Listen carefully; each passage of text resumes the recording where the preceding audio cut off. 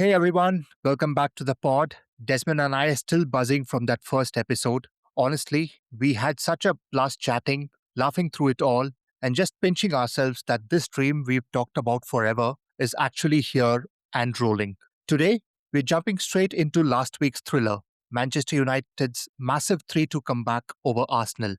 What a ride that was. Let's unpack it today. Des, welcome. And before you start, my question to you, what were your expectations heading into that Arsenal clash? Hey Sanjay, it's definitely great to be back on the show after two thumping wins over City and Arsenal.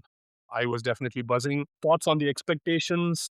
I would say on the Arsenal front, it was sky high from the Arsenal's front. But as a Manchester United fan, we were definitely the underdogs. You can't Mhm. deny the fact. Arsenal being one of the best teams in the league right now. The two best teams being Arsenal and City. Arsenal leading the pack right now with the chance to go 7 points clear. The expectation was that they would definitely come in to beat us comfortably, especially given the fact that they played an amazing game against Inter Milan in the Champions League and they were bouncing off that great win. So the expectation was that they would definitely go on to win it, but I was hoping we would definitely come up with an upset because Mhm. we were able to pull off that win against City, and it was a comprehensive win, to be honest, right? Although we were only 2 goals up, but we could have scored more, and it was a definitely a great game against City. So after Ruben Amorim's exit, Michael Carrick had just taken over as interim manager, and while we had beaten City before, many expected the Emirates to be a bridge too far for United, right? Every United fan would have thought, okay, how can we survive this game? Would have been the first thought. So I think that was the expectation that I had, but it was a great surprise that we ended up with a win. I was definitely bouncing after that victory, especially in the last few minutes, in the last 10 minutes, we took the lead and then finished Arsenal off to get that victory and 3 points. What a great win.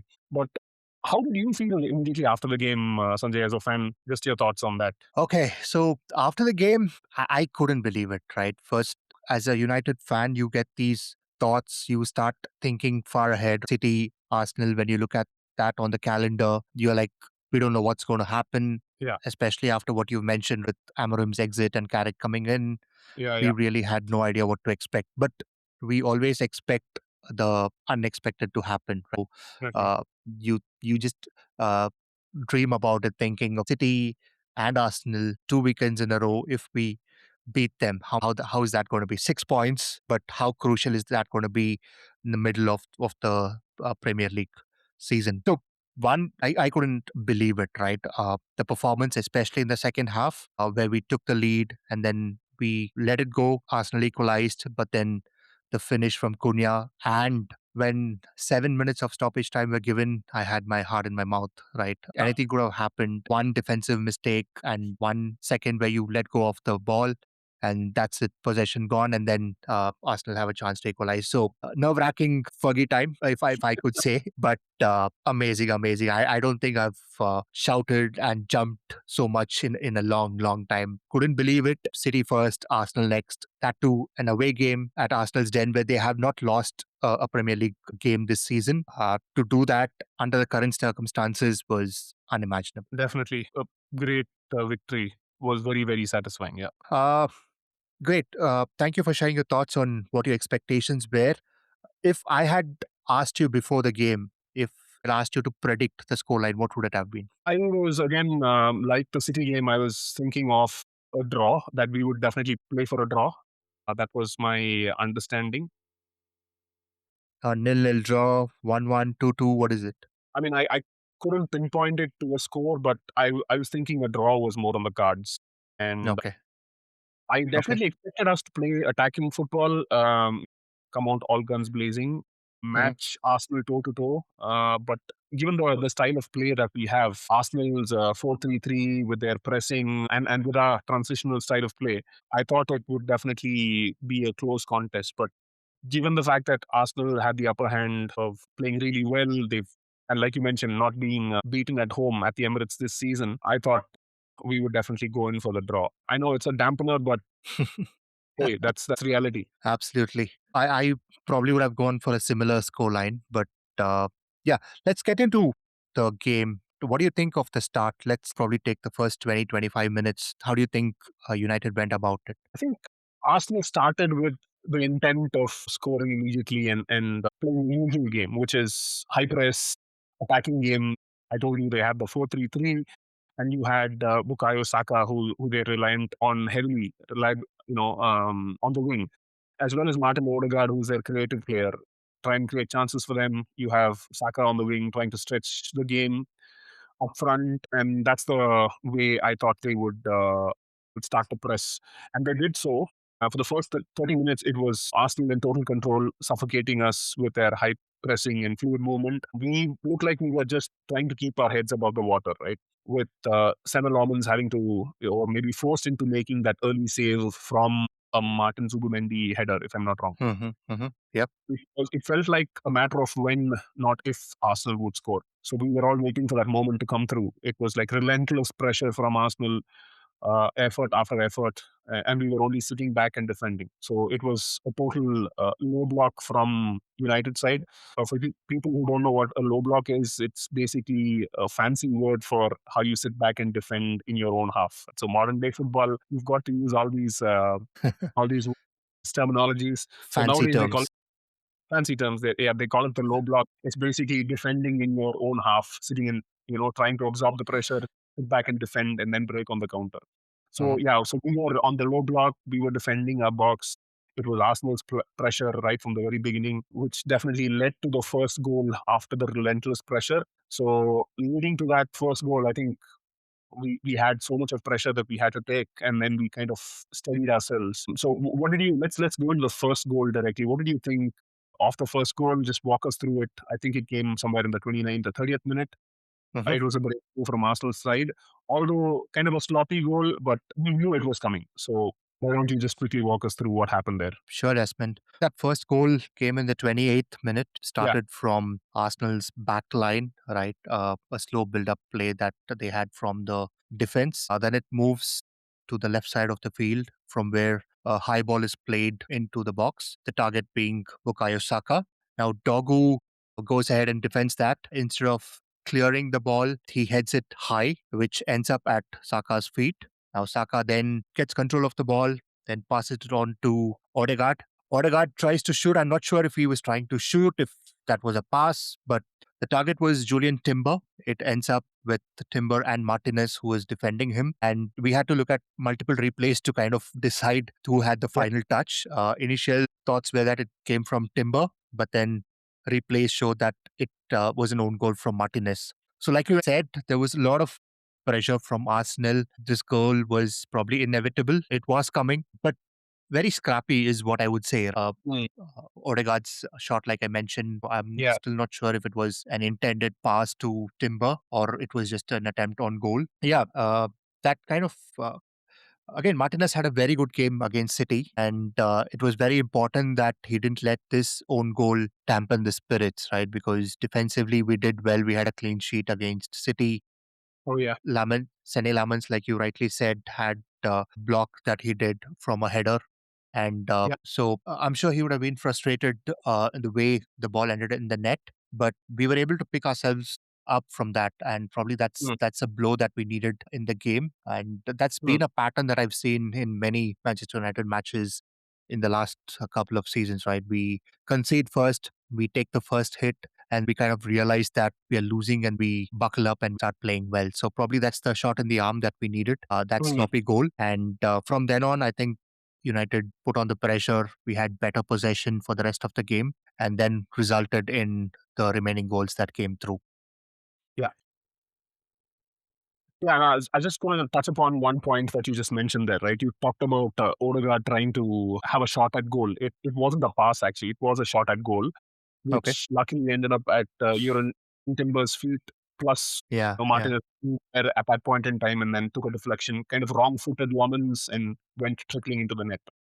So it was officially recorded as a Martinez own goal. The Emirates erupted after that. I think they were thinking that they were on a routine way, and I clearly felt that it would dampen the mood. Like you said, a sloppy mistake. I mean, I wouldn't say a sloppy mistake, but a deflection, an own goal, Yeah. Yeah. our best players from the last game. So I thought it would kind of go downhill after that, but I think we picked up and we composed ourselves after that and got back into the game. So like you rightly said, right? So most teams would have crumbled under pressure, but I think we stood firm. And Martinez had no clue about how that goal happened, right? So I don't think we could call that an error from his end, though it's contributed against his name as an own goal. It was just happened in the heat of the moment. He had no clue where the ball was coming from. All he was trying to do was defend Mhm. Timber, ensure that he doesn't get the ball. But Oh, it definitely. didn't take us. It didn't take strike back, right? 7 minutes, I think, was what Arsenal could hold on to the lead. Can you walk us through that goal? So yeah, definitely. Yeah, it was approximately about 7, 8 minutes after which Mbomo equalized for us. What Mhm. a calm and composed finish, under pressure in front of the crowd, the Arsenal fans. They were all already upbeat and jumping that they've scored this goal already. And then under pressure, he goes and nets in that calm and composed goal. Yeah, that kind of stemmed from this Martin Zubimendi error. I'll just quickly take you back to that particular goal and the setup to that. Brilliant performance from Mboma here. You'll have to note that his constant pressure on the defenders is what led to that goal. So here's what Arsenal did, right? So both the fullbacks for Arsenal, right back and the left back, they kind of pushed up high and they were almost at the half line mark, trying to receive the ball from the central defenders. So you had William Saliba and Gabriel, who were central defenders, positioned at the edge of the 18-yard box on either sides. And then what happens is Martin Zubimendi drops in between them, slots in between them to try and have a give and go between them with the ball. And you have Mbomo constant pressure, trying to press Gabriel, going to Saliba to see how the pass or the ball goes. And then his continuous pressure leads to this one moment where, Gabriel passes the ball back to Zubimendi, and then he crosses and then he goes back to try and do this no look pass. I don't know what got into him, but he did pass which kind of fell short of the goalkeeper, the back pass to the goalkeeper. And then Mbomo's position helped him try and jump onto that back pass on that fault. And then he waited, he kind of took a turn, went around the goalkeeper slightly, and then Gabriel came sliding in. And it was too late by then. He just slotted the ball in right into the goal. Brilliant effort. I think Mbomo has been clinical since returning from the AFCON. Um, he was just brilliant. He's been a great finisher. I've just seen him from his Brentford days. Great addition to the squad. I think he's had praises from a lot of the players, especially United players and a lot of other pundits as well. He's definitely been one of the bright sparks. But what a finish! It was kind of a self-inflicted wound that changed the entire the psychology of the game, the psychological factor in terms of the possession that Arsenal had. The game changed completely after that. So yeah, brilliant effort. I think well deserved, and we went to equalize 1-1. What a goal! I like how you described it as self inflicted because I was going to ask you that question saying, was that a risk that Arsenal took by playing that game, right? At the defense, 1-2, that was probably unnecessary now that we look at it post the goal, right? Yeah. I see a lot of teams building that way. How has the game changed, right? What do they have in mind? These errors could happen. We've seen a lot of goals that happen when passes go back to the goalkeeper. They're not able to control it. A lot of goals that we've seen in the last couple of seasons. What is the style of play here? What do the teams expect? I think the modern game is more of playing out from the back. It's Hmm. it's no longer those long balls from the goalkeeper into the center where the center forward brings it down or the midfielders bring it down and then they try and control the game from there. It's more of building from the back, and that's kind of stemmed from Guardiola's style of play. You should know that Mikel Arteta came from the Guardiola school, and he was his assistant at City as well. So you can find similarities there, building out from the back, from the goalkeeper into the defenders or to the fullbacks, and they try and build up play from there. So that's more of the style that a lot of teams play in the modern day game. So Arsenal's mistake, I think it from a high performing team, you don't expect that kind of mistake to come through. But and Martin Zubimendi is definitely a good player. It was just a one off mistake from him, but that definitely cost the team.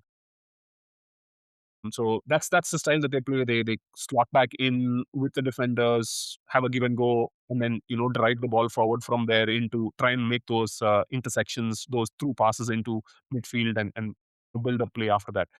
See, this is how the game has evolved, and a lot of teams have this style of play. I mean, it's definitely encouraging to see this evolving style of play, but I think at times it can Hmm. cost you, right? Hmm. That's what we tried as well when we had Andre Onana as goalkeeper, and that's the reason he was brought in, right?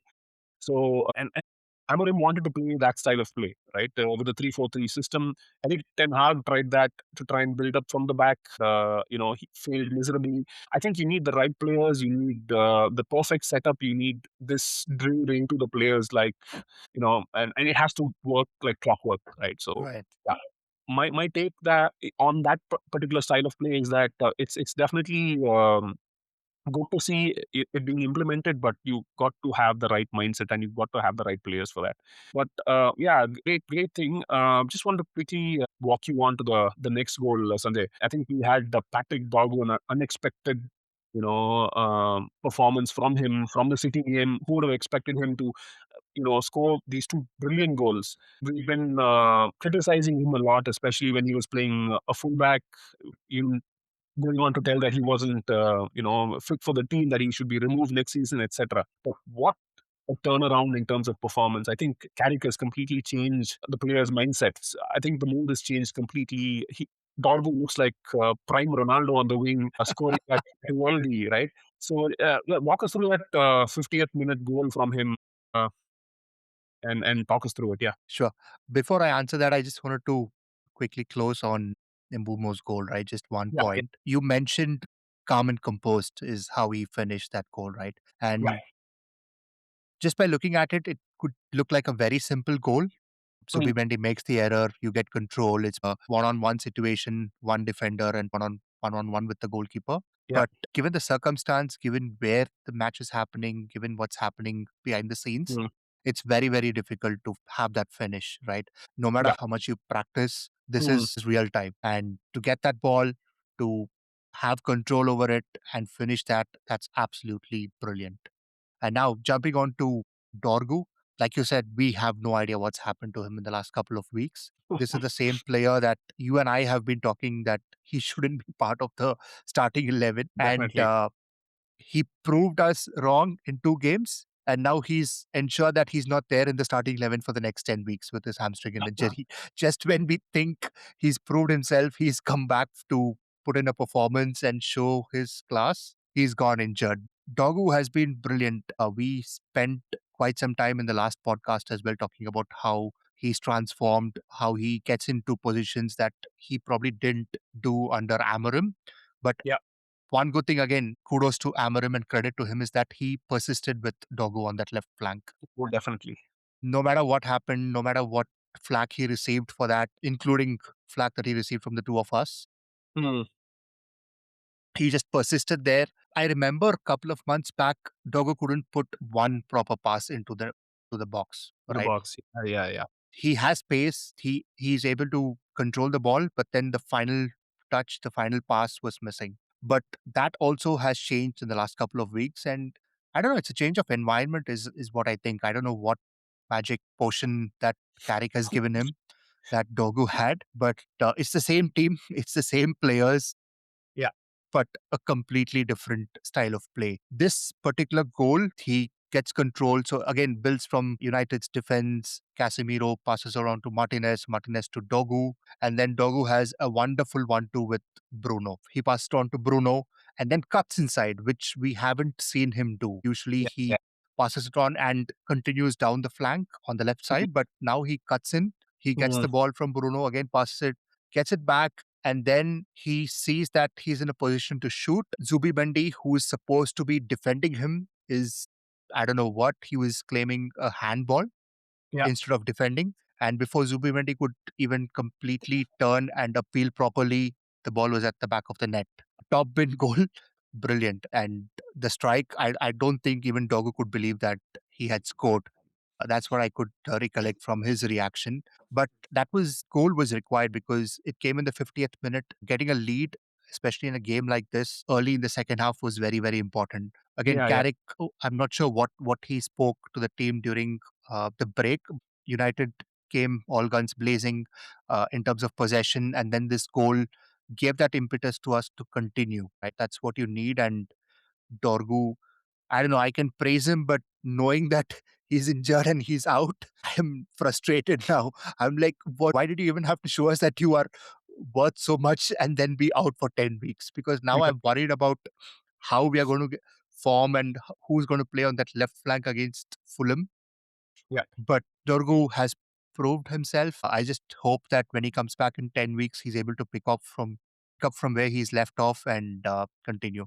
But yeah, that goal was again probably will be a contender for a goal of the season. I think we'll have to Okay. wait, but some good goals that came in the last couple of uh, Yeah, definitely. I think one point to note is that in the build up to that particular goal, you had this give and go between Bruno and Dorgu, right? That was also brilliant. You should note that they had, I think, about 4 or 5 passes before yeah. he went on to, I think, 4 passes to be precise.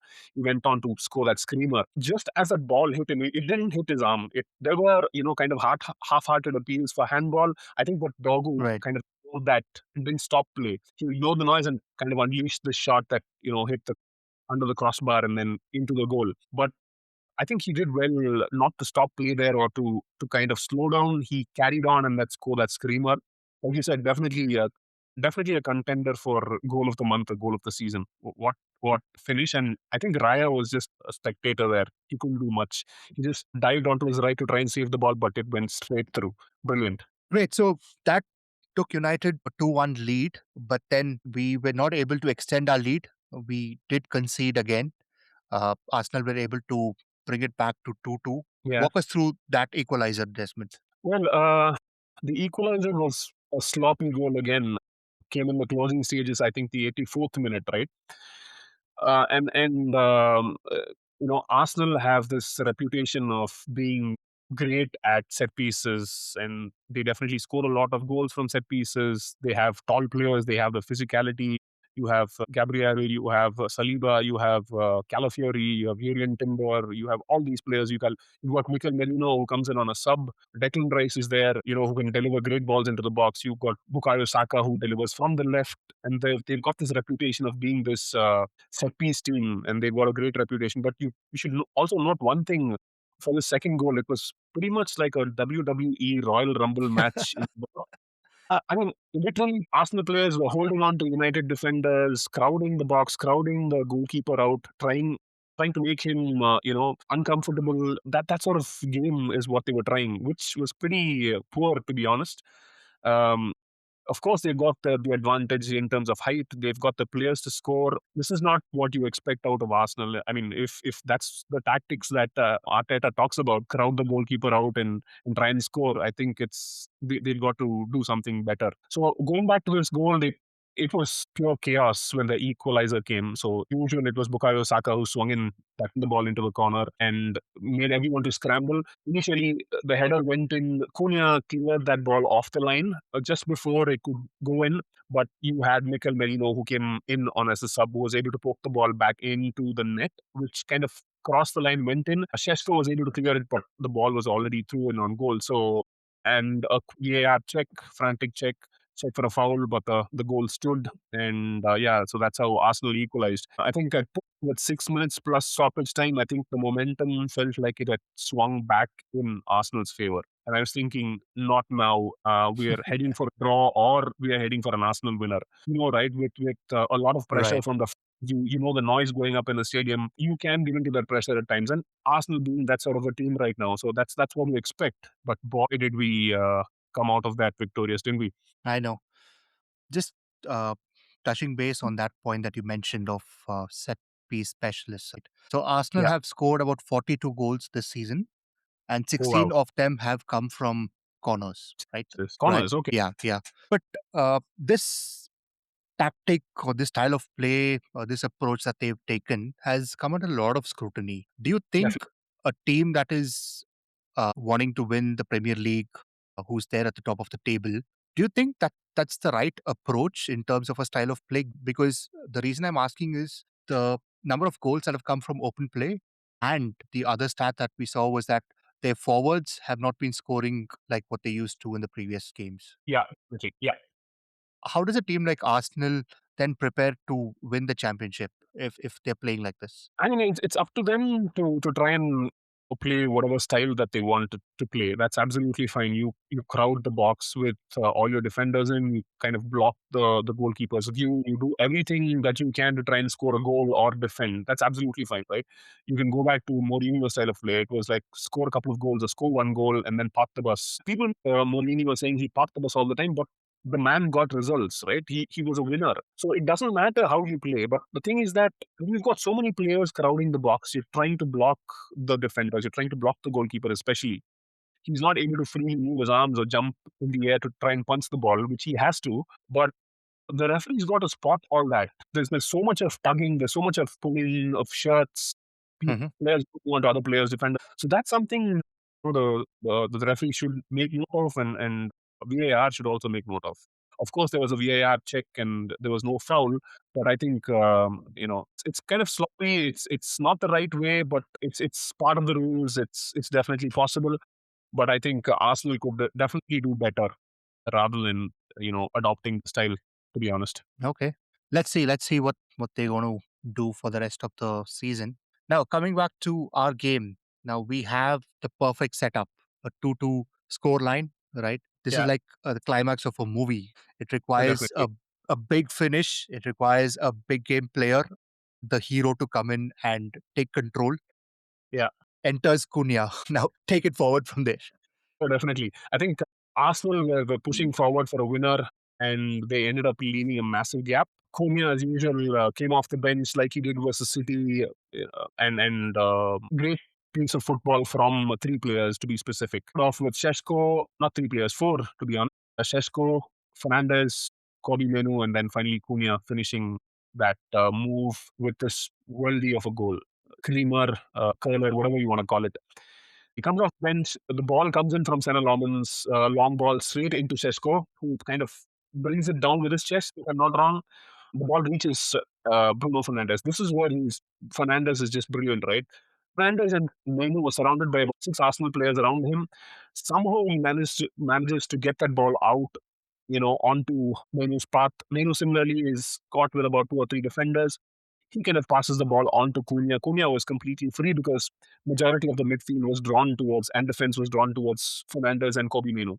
Hmm. So Cunha was being unmarked, was left unmarked. I think that was the biggest mistake. And when he was set free and he was just through on goal with just Gabriel in between, I think after that it was just you could tell definitely when that shot was going to come, you knew for a fact that the ball was going into the net because this guy definitely is a great finisher. I mean, we've already spoken about how he's proven to be a great player in the Premier League after he came in from I think it was the Bundesliga, if I'm not wrong, with Red Bull Hmm. Leipzig. Hmm. Yeah. So he's a great finisher, does not crumble under pressure, and amazing goal from outside the box. And I've heard that Cunha scores a lot of goals outside the box. So even I think I saw someone's interview. I think if I'm not wrong, it was Harry Maguire who mentioned that we wanted Cunha to try and shoot from that point.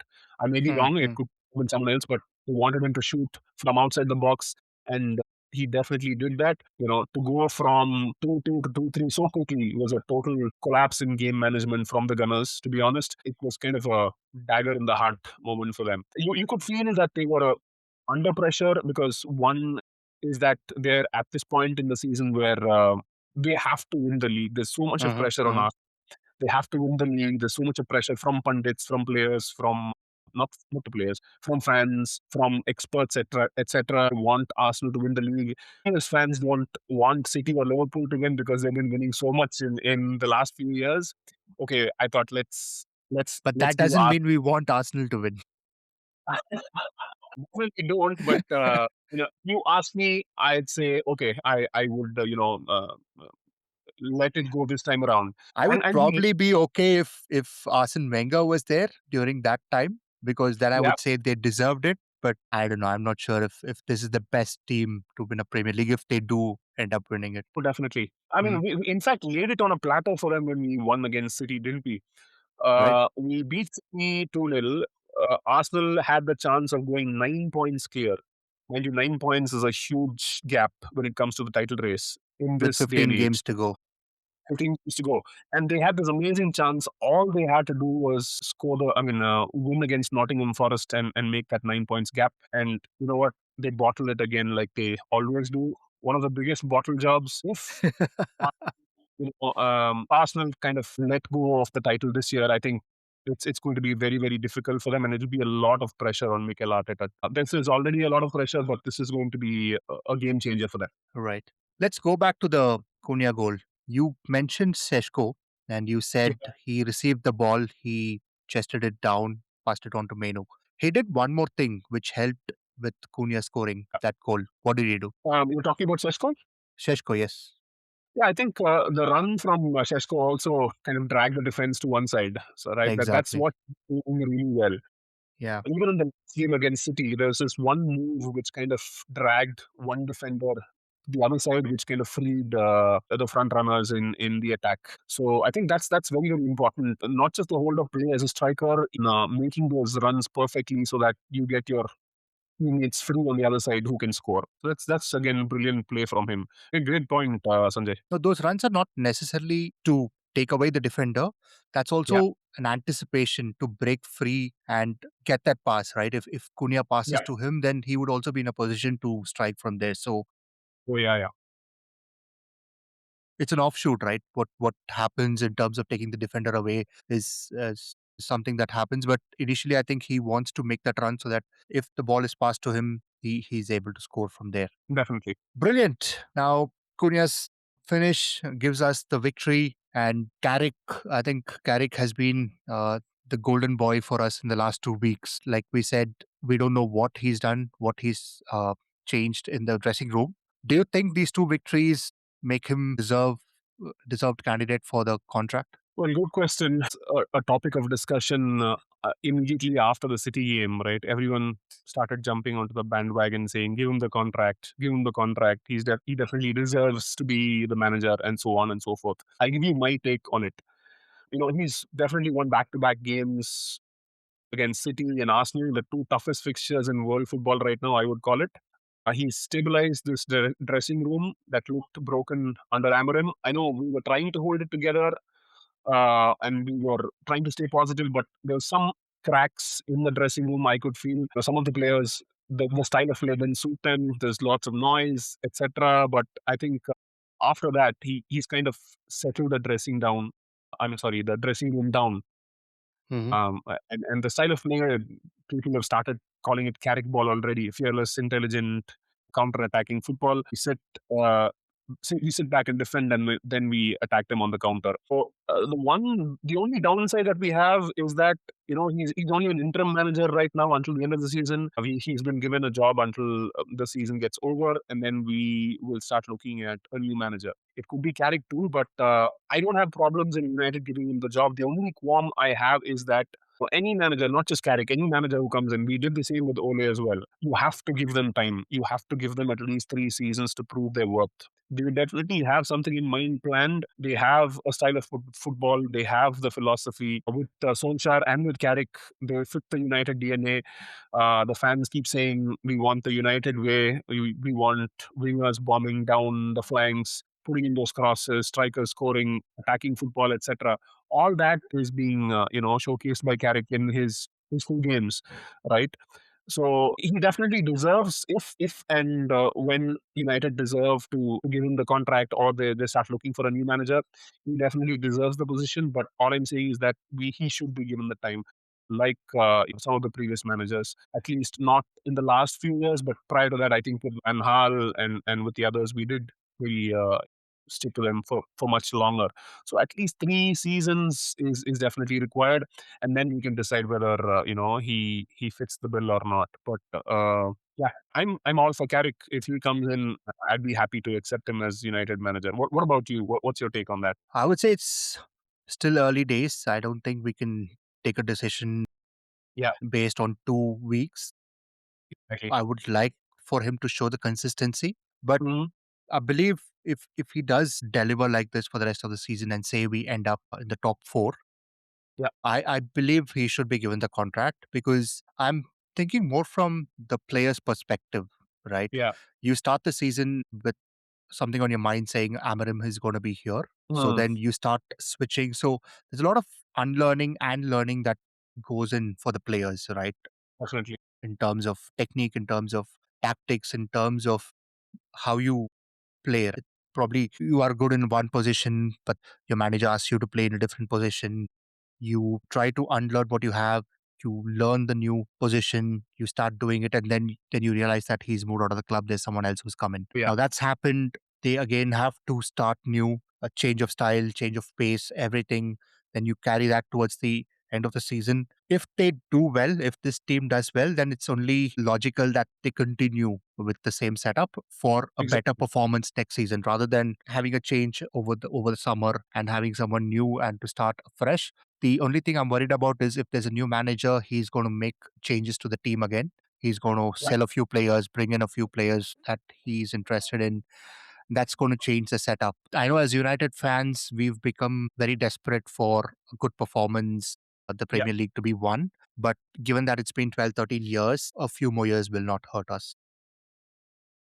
I think we've got that immunity now in place that we are able to take it on the face, any kind of victory, any kind of loss against any team, right? Even if it's the team that's in the relegation zone who beats us, we are okay with that. But good point that you made. Consistency is very, very important. If we are going to select a manager, then it better be for 3 years. And no matter what happens, no matter even if we finish in the bottom half of the table, I don't think we should change the manager. exactly. We should give them time. If they're going to fail, let them finish their course of 2 3 years and then fail, then it's fine. But we don't Yeah, get to read the end of the story with anyone who's been there. It's always an abrupt end. We really don't know how that climax turns out to be. We just yeah, left to assume that it would have been worse than what it was, but you don't know. It's a game, right? It's sport. You cannot have the same team playing the same way forever, whether they're exactly. playing well or playing badly. It just has to click, and when that click happens and everything goes well, then the team delivers. So Yeah, let's see. Carrick, Carrick wouldn't be a bad choice, but yeah, he has to prove himself. And two questions for you before we finish this podcast. yeah, As we are doing this recording, we are probably less than an hour away for the kickoff against Fulham. So yeah. what are your expectations from the Fulham game? And two, we have this United fan who's been growing his hair, waiting for United to win 6 games in a row so that he can Wait, chop it off. Five five games in games. a row? Okay, 5 games in a row. Do you think we are two down? Do you think three more wins are on the way so that he can finally chop off Get his his hair? head. Yeah. I hope we win five in a row. That's what I'm looking forward to. I think the momentum is great. My prediction is that we will definitely win this game. It's just that we have to, like I said earlier, right? We've been playing. We play two teams who have more of the possession, and then we break on the counter. It'll be nice to see how we work with the ball in possession against teams who try to implement the low block and defend against us. So Mm. breaking these things down is very, very important, and Fulham have definitely been doing well. So it'll be interesting to see how we break Fulham down and score those goals. Goals from Mbomo, Cunha, Ahmad, even Sesko. Sesko has not been scoring for quite some time. Goals from the front line would definitely add. So looking forward to a Fulham win, and I hope we want to win five and get that guy's haircut done. I think everyone in the club knows right now, and I'm pretty sure he's spending a lot of money on his styling. So yeah, move him off his misery. Let's hope so. Desmond, that brings us to the end of this episode. Love discussing football with you. I know that's something that we've done over the years, but I'm just excited and glad that we're doing it on a podcast like this. And viewers, that's a wrap on another episode. Huge thanks to everyone for tuning in. Our podcast stream feels even sweeter now that we are unpacking these moments with you. Drop your takes on Carrick's future or that doggo screamer in the comments. Subscribe for more, and we'll catch you next time. Thank you.